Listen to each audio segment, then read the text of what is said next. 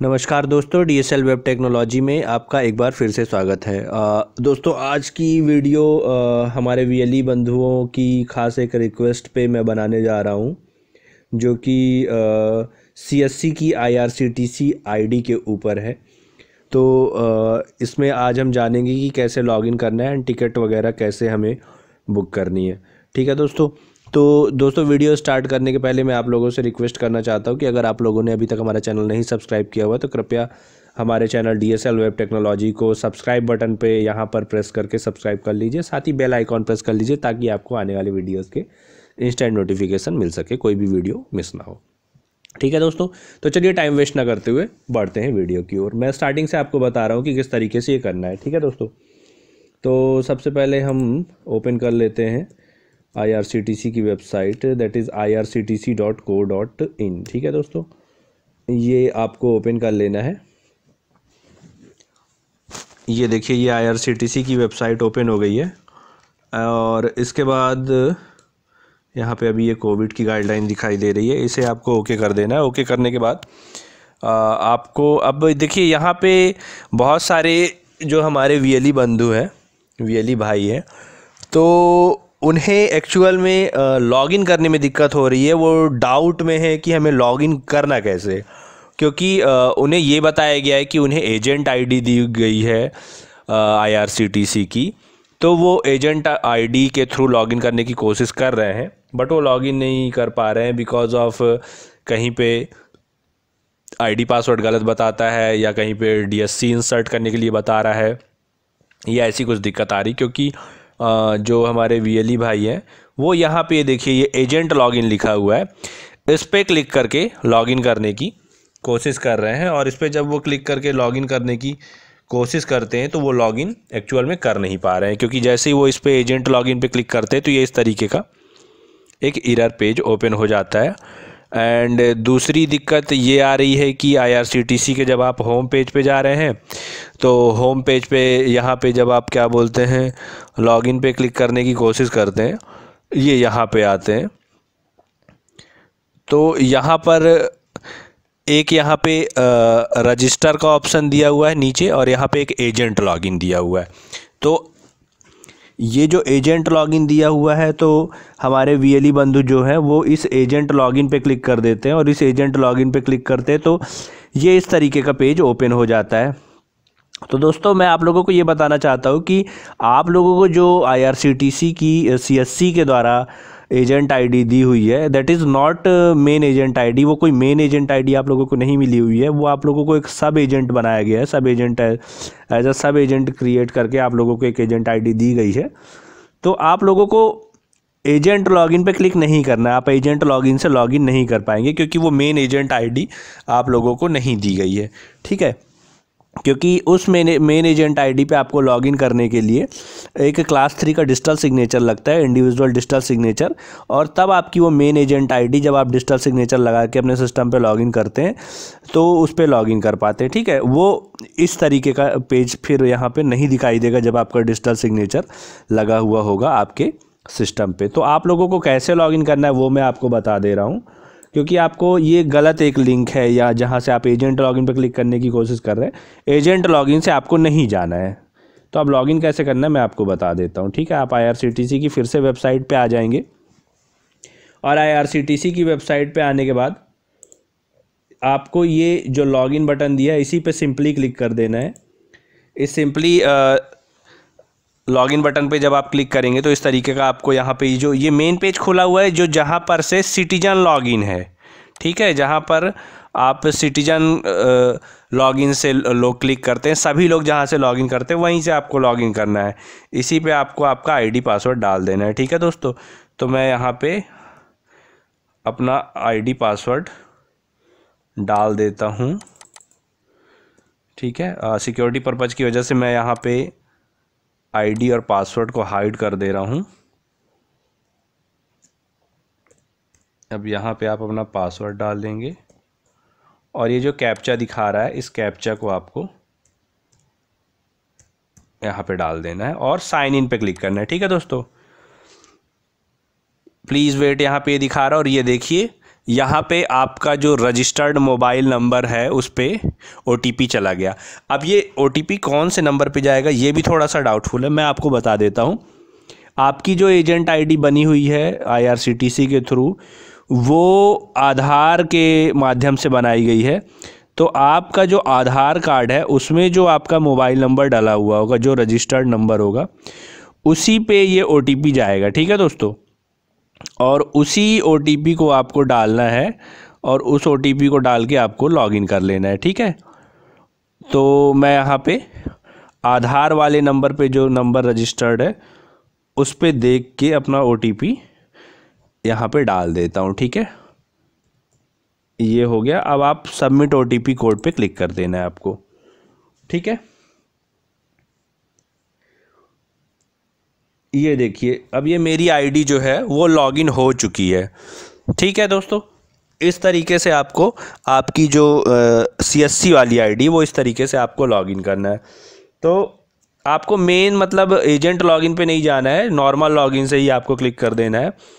Ticket भी booking का एकदम सिंपल प्रोसेस है, जैसे कहीं से भी आपको एक मैं डेमो आपको दे रहा हूँ कि किस तरीके से आपको टिकट बुक करनी है। अब यहाँ पर आपको जहाँ से भी जहाँ तक जाना है तो उसकी डिटेल्स यहाँ पे फिल कर लेनी है। जर्नी कहाँ से स्टार्ट करनी है, तो चलिए मैं यहाँ पे फिल कर देता हूँ।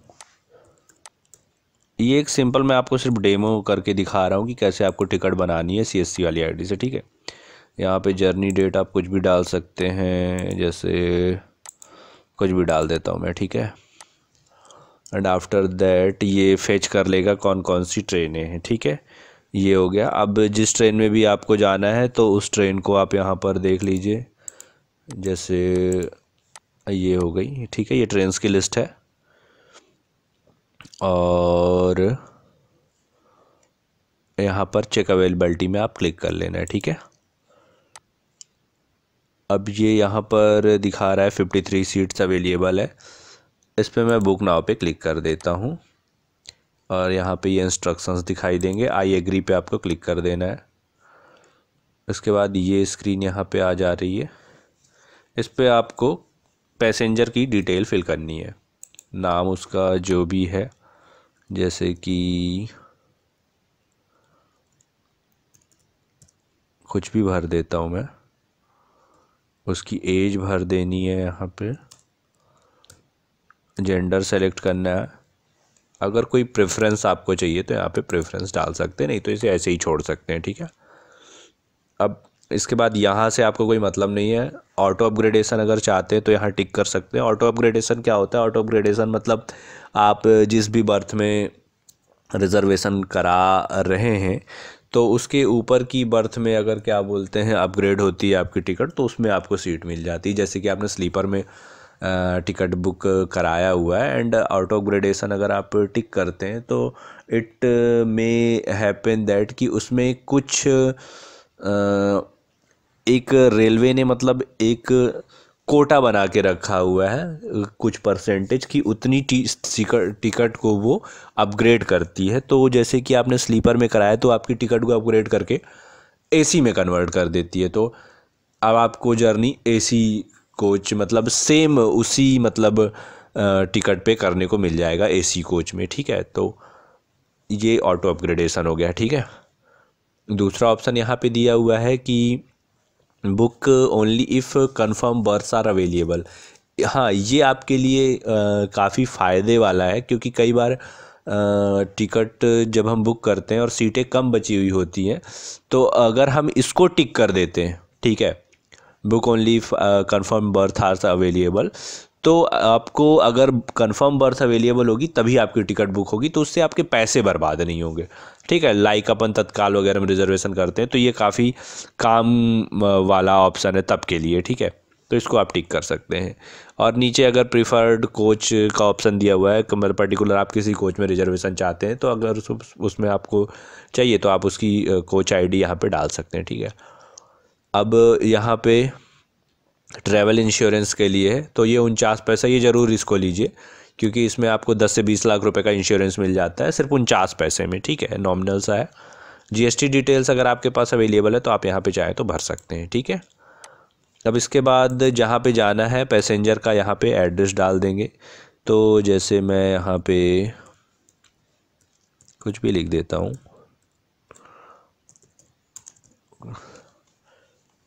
ये सिर्फ मैंने एक एग्ज़ाम्पल के लिए बना के मतलब किया हुआ है। ठीक है,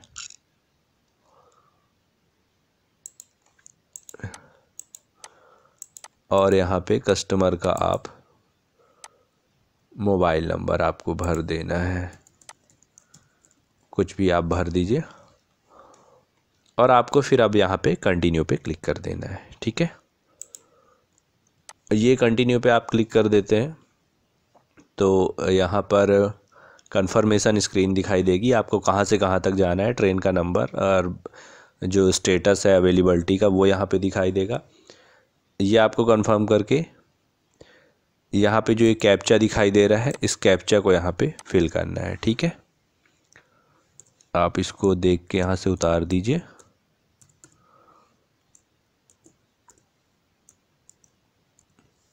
और अब आपको कंटिन्यू पे क्लिक कर देना है। ठीक है, फिर से यहाँ पर ये कंफर्मेशन का मैसेज दिखाई देता है, इसको आपको यस कर देना है। बस अब ये यहाँ पर पेमेंट का गेटवे पेमेंट के लिए स्क्रीन आ जाएगी। तो इस पर आपको मल्टीपल ऑप्शन नहीं मिलेंगे, जैसे कि नॉर्मल एजेंट आईडी होती है तो उसमें आपको वॉलेट से लेके नेट बैंकिंग और बहुत सारे ऑप्शन मिलते हैं। इसमें आपको थ्रू CSC यहाँ पे पेमेंट करनी है। ठीक है, तो आपको यहाँ पर इसको चेक कर लेना है और मेक पेमेंट में आप क्लिक कर देंगे। मेक पेमेंट पे आप जैसे ही क्लिक करते हैं तो ये CSC का देखिए गेटवे खुल जाएगा, यहाँ पे रेफरेंस नंबर वगैरह सारा कुछ दिखाई दे रहा है, यहाँ पे अमाउंट दिखाई दे रहा है।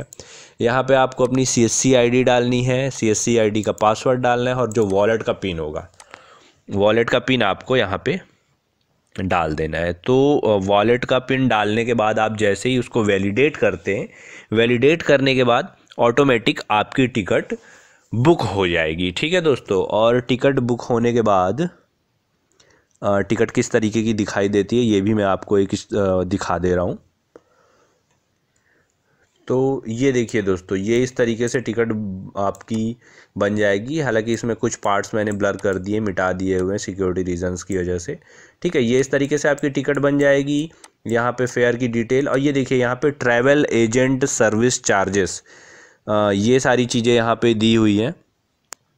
तो इसमें जो है AC रहता है तो यहाँ पे 40 रुपये चार्ज जुड़ेगा और जो आपका अगर स्लीपर है तो स्लीपर का 20 रुपये चार्ज जुड़ेगा। ठीक है, PG चार्जेस वहाँ पे अलग दिखाई दे रहे हैं। हाँ, इस पे एक दिक्कत सिर्फ ये है कि जो आप प्योर एजेंट ID लेते हैं, ठीक है, प्योर एजेंट ID जो लेते हैं तो उसमें उस 20 रुपये आपको कमीशन मिल जाता है उस पर आपको, और AC में 40 रुपये कमीशन मिल जाता है। पर ये थ्रू CSC के माध्यम से आपने ली हुई है तो आपको इसमें सिर्फ 5 या 6 रुपये ही कमीशन मिलेगा। बाकी पूरा का पूरा कमीशन जो है वो CSC को ट्रांसफ़र हो जाता है, CSC के पास चला जाता है। तो अगर आपके पास बहुत ज़्यादा टिकटें आती हैं तो मैं यही सजेस्ट करूँगा कि एक रेलवे से आप प्योर एजेंट ID लीजिए, जिसमें आपको डिजिटल सिग्नेचर की ज़रूरत पड़ती है और उसकी कॉस्ट करीब 4500 से 5000 रुपये के बीच में आती है। और उसमें आपको एक पूरा पोर्टल ही मिल जाएगा, उसमें बहुत सारी सर्विसेज मिल जाती है, जैसे फ़्लाइट टिकट वगैरह बुक करने के लिए भी मिल जाएगा, बस की टिकटें मिल जाएंगी आपको बुक करने के लिए, होटल बुकिंग की सुविधा, रेलवे बुकिंग एंड APS से आपको मतलब पैसे वगैरह निकालने की भी सुविधा मिल जाती है। तो उसमें वो एक कंबाइंड आपको पोर्टल मिल जाएगा, उसमें आपको अच्छा खासा कमीशन बचेगा। लेकिन आपके पास अगर कम टिकटें आ रही हैं, मतलब महीने में कुछ ही टिकट आप बुक करते हैं, तो फिर ठीक है कि आपको CSC की फ्री में ID मिल गई या 1500 रुपये लगा के आपने ID ले ली है। ठीक है दोस्तों, तो ये इस तरीके की टिकट बन जाती है। और इसमें यहाँ पे आपके नीचे डिटेल्स भी, एजेंट डिटेल यहाँ पे मैंने हालांकि ब्लर कर दी हुई है। एजेंट डिटेल में प्रिंसिपल एजेंट, ये देखिए यहाँ पे लिखा ही हुआ है CSC गवर्नेंस सर्विसेज इंडिया, यहाँ पे आपके प्रिंसिपल एजेंट का नाम है और बाकी यहाँ पे आपका नाम वगैरह, मोबाइल नंबर, यहाँ पे सब कुछ दिया रहेगा।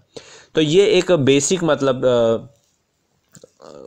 प्रोसेस थी कि किस तरीके से आपको CSC की जो एजेंट ID है रेलवे की, उसके थ्रू कैसे टिकट बुक करनी है। ठीक है दोस्तों, तो उम्मीद है दोस्तों वीडियो आप लोगों को पसंद आया होगा।